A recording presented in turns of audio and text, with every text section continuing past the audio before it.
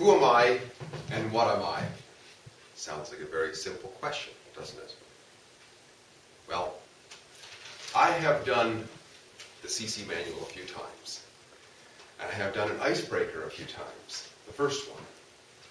And so far I have failed in being able to tell people really who I am and what I am. I'll try again tonight then. Who am I? Well, quite frankly, I am a man that has the name of Steve. That's pretty obvious, right? But that's all I can really say. Now coming back to what am I have to go back to the first answer. A man named Steve. So man. What is man? It's the only thing I can prove that I am. In fact, I can prove it right now, but I'm not going to. I'll spare you. So in thinking about this, what is this thing, man? Well, you know, I like to discover and read and look at different ideas to try to understand depth. I was reading actually a book, it's called the Bhagavad Gita, a while back when I was in Windsor. And I came across this character in there called Manu. That looks strangely similar to man. I then looked up the word man in an etymological dictionary. Turns out it comes from the Sanskrit, I believe, Manu. Manu is some kind of a god of many gods, I'm guessing. And I could have this wrong. There's probably people who know more about that than I do.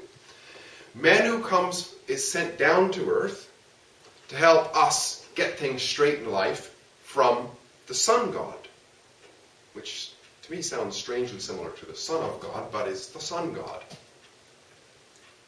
And then I got even more confused, though, because I didn't know where is this going to lead me. I still didn't understand. So then I went to plan B, which is, what is the experience of man? So I'm trying to figure out, what is my experience? Well, my experience is, I have a body, so man has a body. Woman too, of course, but we're talking about me right now. And I have a mind, so I can think. I can think about the colors on the wall. I can think about the windows. I can think about all of you. I can choose to do that. I can realize that's different than the body, because the body is more physical. I also have emotions. And emotions are something that I use to experience life with. So I realized that maybe what I am is body, mind, and emotions. But then, that doesn't make sense either, because there's this I that I said. Who am I? Well, what's that? I still don't, that gets me even more confused. Because I don't say that the body is going to go over there. I say, I am going to go over there, and I go with the body. Or I am going to use my mind, I and my. I'm confusing myself here. So then I began to think about words. I like different languages, to look at different languages and what comes from them. And what I realized when I started to look at it is there's some similarities that show up in languages that maybe are telling us something, although I'm not sure. When I look at the word I, it looks quite simple. But then when you look at it in different languages, it looks a little bit different, but it's similar. This is the Spanish. If you change this up a little bit to an A, you have ya. We see that in ancient scriptures. Put a way on the end. That's there. We also see in French, it's this.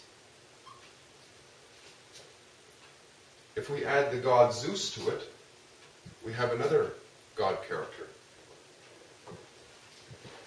If we go over to the Arabic countries, we see a word called G. They add had to it. We call it jihad, but it's been perverted. Jihad, my understanding, is an internal struggle. It's about I in the struggle. I'm thinking.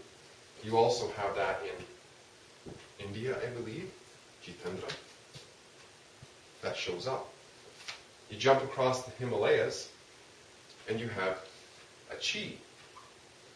We see that in Qigong and Tai Chi. Very mysterious. This E or Yi, this is pronounced like this. That's the same letter. When you translate from language to language, it's the same letter. The Yi. Yi. What am Yi? Who am I? I think I'm okay with that. I'm the man with the name Steve. What am I? I'm still confused. I'm sorry I failed again. I'll have to do another speech at some time when I figure it out. Mr. Toastmaster.